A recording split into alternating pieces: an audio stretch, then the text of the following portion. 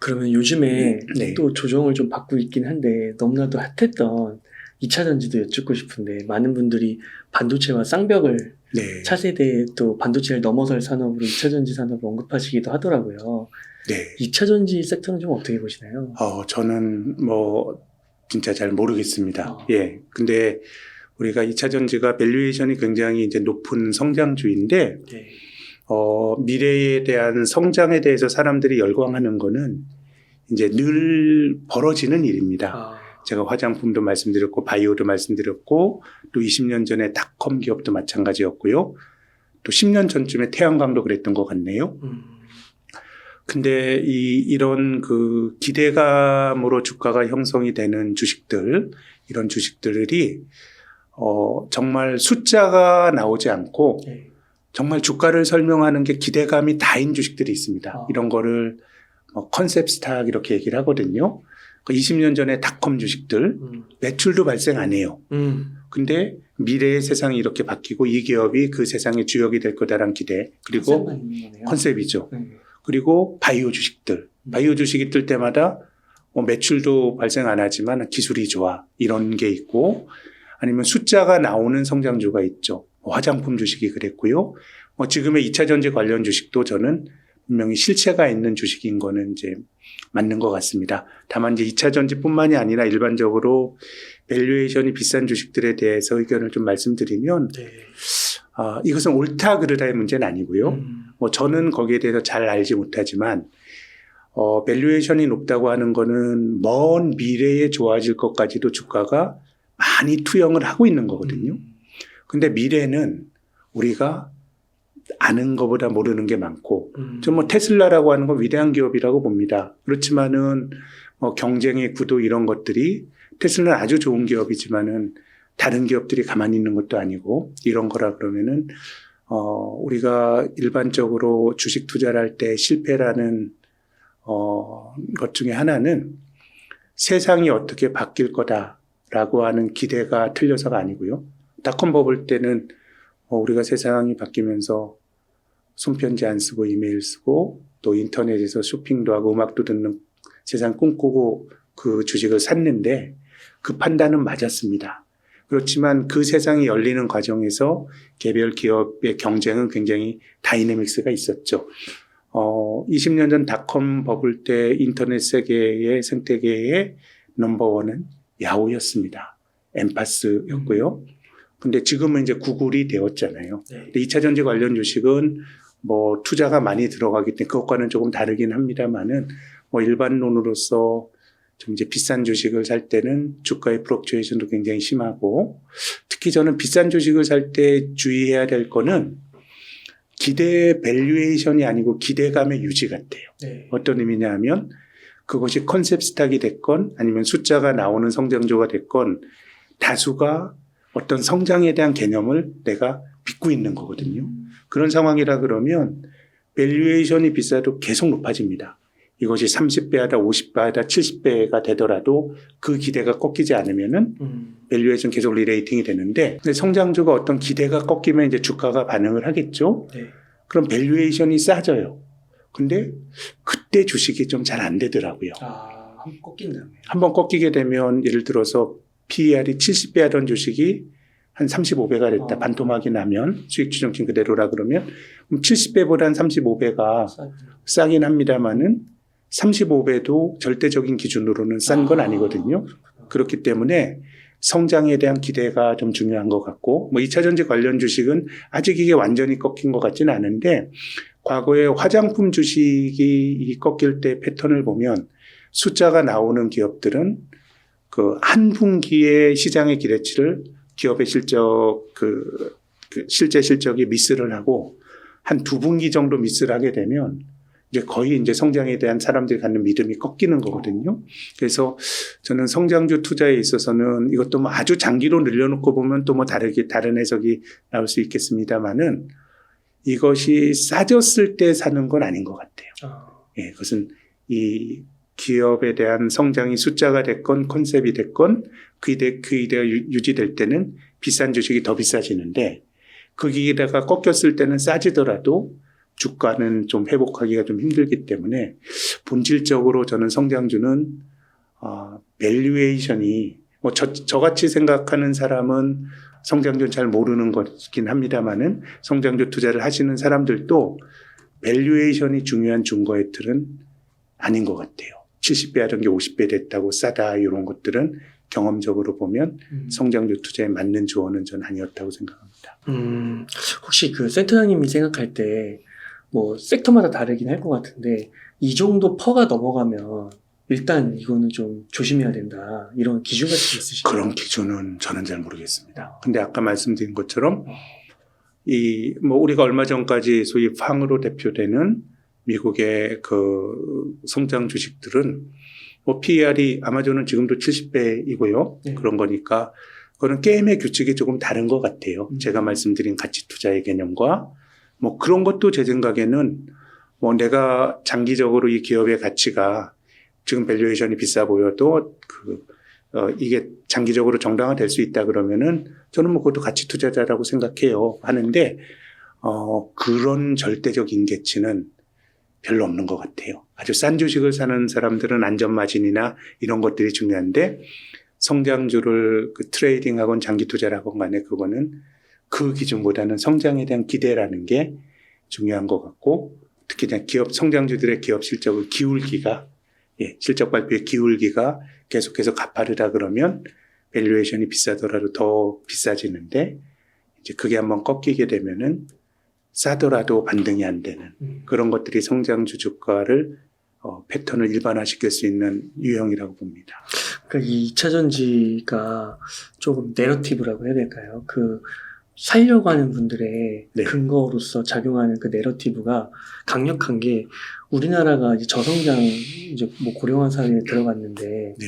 반도체는 물론 이제 뭐 그 시스템 반도체가 또 있긴 하지만 네. 디램 쪽에서는 이제 뭐 올 때까지 왔고 이미 세계 1위고 네. 그렇게 얘기를 하면서 새로운 동력이 필요한데 네. 그걸 2차 전지로 많이 얘기를 하시는 것 같더라고요. 뭐 저는 미래는 뭐 그렇게 될 수 있다고 생각하는데 네. 근데 그것이 2차 전지나 반도체나 글로벌 경쟁을 하는 비즈니스인데 네. 또 피어 그룹 간의 비교도 좀 있고 그런 거라 그러면은 우리의 필요라기보다는 뭐 전 세계에서 반도체가 하듯이 네.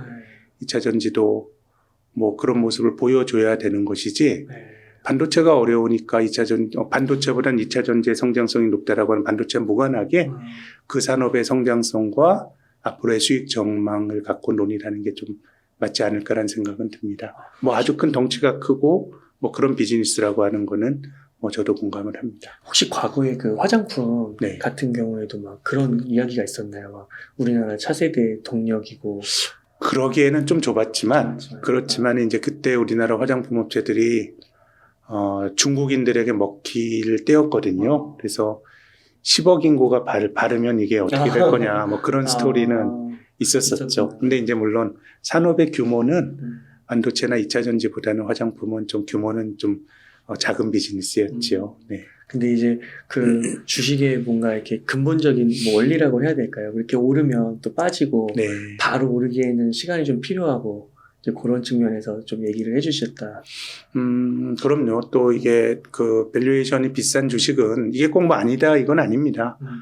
뭐 아마존은 닷컴 버블 때도 넘버원이었고 네. 닷컴 버블 이후에도 지금 뭐 넘버원이었죠. 근데 이제 이건 뭐 일반적으로 이 성장주뿐만 아니라 모든 투자의 내재가 된 거는 우리는 지나간 과거보다는 미래가 궁금하지 않습니까? 네. 근데 미래는 돼 봐야 알 수가 있어요. 그건 뭐 가치 투자가 됐건 뭘 됐건. 그래서 우리가 갖고 있는 어떤 기대는 당장 검증될 수가 없거든요. 네. 그래서 이제 가치 투자를 하는 사람 중에서 이 파브라이 같은 사람은 이런 얘기를 이 사람은 주식해서 돈 많이 번 사람인데 나는 따분한 비즈니스를 가진 산업만 산다. 이를테면은 성장성이 높은 비즈니스가 잘못됐다가 아니에요. 그러니까 그것은 우리가 계측하기가 힘들고 또 그런 좋은 비즈니스 일반적으로 그 밸류에이션 굉장히 높으니까 미래의 세상이 그렇게 되더라도 그 기대가 얼마만큼 합당하게 반영이 됐는가를 우리가 계산할 수는 없거든요. 투자라는 게 공학이 아니거든요. 네. 사람들이 모여서 하는 거다 보니까 그렇기 때문에 그 사람은 이제 따분한 비즈니스만 하는 건데 그랬기 때문에 이제 성장주 투자는 미래에 대한 기대가 훨씬 더 많이 투영이 되어 있기 때문에 그 기대가 꺾일 때는 주가의 변동성이 되게 크거든요. 네. 그래서 이제 아마존과 최근에 거론되는 성장주를 20년 전에 아마존과 지금의 2차 전지를 비교하는 건 좀 온당치는 않다고 봐요. 왜냐하면 그때 아마존은 이익을 못 냈거든요. 네. 그래서 지금의 2차 전지가 상대적으로 낮다고 볼 수도 있지만 그 당시에도 뭐 아마존이라고 하는 게 혁신 기업이었고 근데 닷컴 버블 때 한 110불까지 갔던 주가가 그 버블이 꺼지니까 9불까지 떨어졌거든요. 그 9불 됐던 게 다시 시간이 지나서 굉장히 지금의 위너가 됐기 때문에 또 그 긴 시간 동안을 투자했던 펀드를 저는 알고 있어요. 아, 그래요? 예, 그 부침도 다 겪고 와. 상장 전부 때 투자를 했고 이런 그 굉장히 유망한 스코틀랜드의 펀드를 알고 있는데 뭐 그런 사람들은 자기 철학에 반영이 되는 건데 110에서 9불도 견딘 거예요. 견딘 거죠. 와. 비상장 때부터. 대단하네요. 예. 근데 그런 것이 이제 저는 일반적으로 그때의 아마존은 일종의 컨셉 스탁에 가까웠다고 봐요. 뭐 매출은 발생했지만 이익을 낸 지는 그보다 시간 많이 지나서니까. 그래서 뭐 그런 정도 최근 거론되는 뭐 2차 전지 그건 아니겠지만 기본적으로 미래에 대한 기대가 많이 투영이 된 주식은 진폭이 되게 클 수 있고 우리가 얼마 전까지 경험했던 아주 짜릿한 단기 급등은 저는 뭐 투자라는 게 뭐 정답은 없는데 대부분이 동전의 양면이라고 봐요. 올라갈 때 그런 짜릿한 급등은 또 조정을 받을 때 상대적으로 골이 깊을 수도 있는 것이고 하는 거니까 그런 것들을 내가 감내할 수 있느냐가 뭐 중요하다라고 봅니다. 그래도 주식은 좀 성장성이나 미래가 좀 필요하긴 하잖아요. 네. 한 몇 년 정도를 그러면 땡겨오면 어느 정도는 예측 범위 안에 들어왔다 생각할 수 있을까요? 글쎄요. 10년은 너무 먼 것 같고. 10년은 계산하기가 힘들죠. 그렇기 때문에 저는 역으로 네.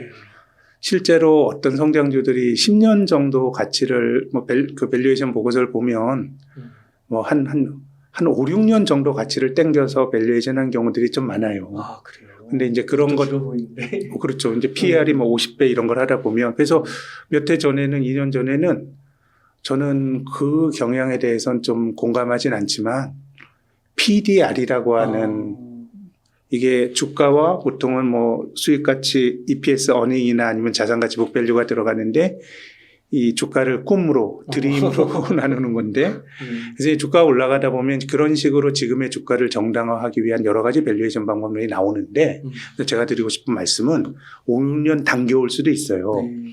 근데 그 주가가 표방하는 건 5, 6년 후의 가치지만 우리가 5, 6년 후가 돼야 그걸 알 수가 있거든요. 그렇죠. 그래서 5, 6년 후의 가치를 사람들이 믿음을 갖느냐 하는 것이 오히려 한두 분기에 어닝의 그로스 같아요.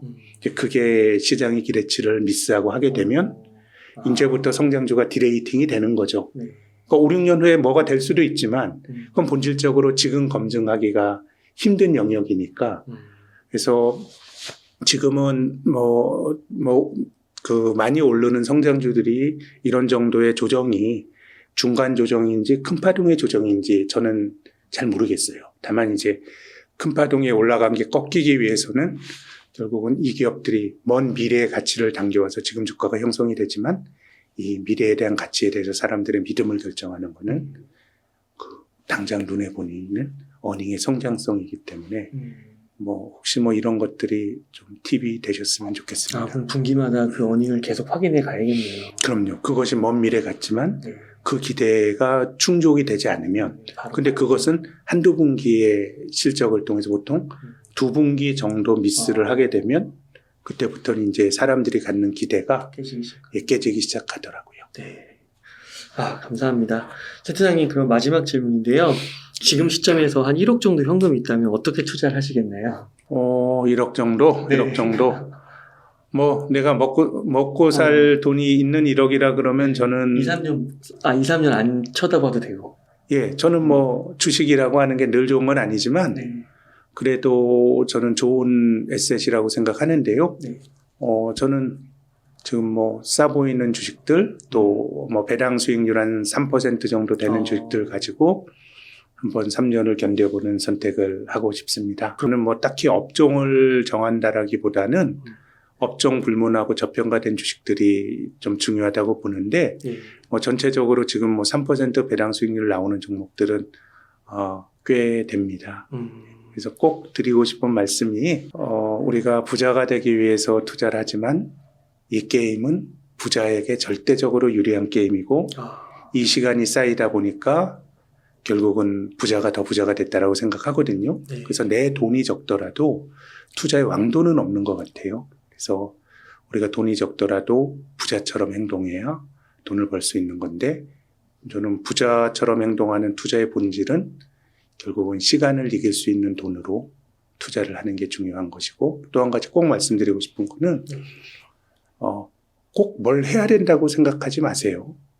예, 꼭 뭐 막 움직이는 이걸 내가 꼭 해야 된다고 생각하지 말고 내가 잘하는 어떤 것들이 왔을 때 투자하는 게 중요하고 뭐 이도저도 아니라 그러면 시장이라고 하는 건 제가 2년만 3년에 오른다고 말씀을 드렸는데 또 시장의 또 그 크래시도 뭐 3, 4년에 한 번쯤은 오는 거니까 그래서 이것이 내 그 아주 적극적인 고민의 결과라면 할 게 없을 때 안 하는 것도 투자고 뭘 꼭 해야 된다라고는 강박관념이 저는 투자를 망치는 하나의 좀 나쁜 습관이다라는 말씀도 꼭 드리고 싶습니다. 네, 감사합니다. 이렇게 해서 신영증권의 김학균 센터장님을 모시고 이야기를 나눠봤습니다. 긴 시간 동안 유카 인사이트 많이 나눠주셔서 감사의 말씀드립니다. 오늘 고생 많으셨습니다. 예, 감사합니다.